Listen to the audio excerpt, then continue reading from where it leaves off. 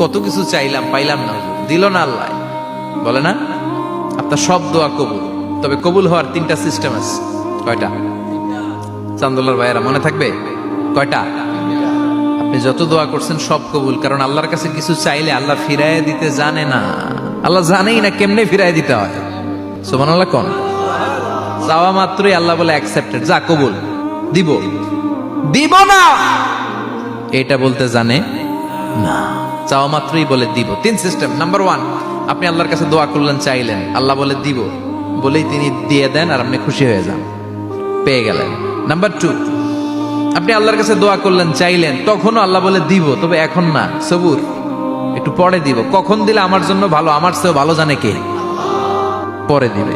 Number 3, চাইলেন, দোয়া করলেন, আল্লাহ তখনও বলে দেব, তবে এখনো না, পরেও না, কিয়ামতের দিন যেদিন বিপদে পড়বে ওই দিন দেব।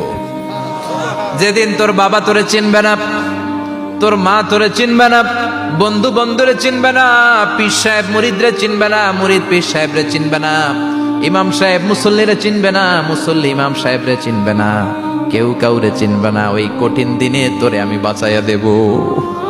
তাইলে দোয়া যা করছেন ছোটবেলা থেকে আজকে পর্যন্ত, লস হয়েছে না লাভ? লস না লাভ?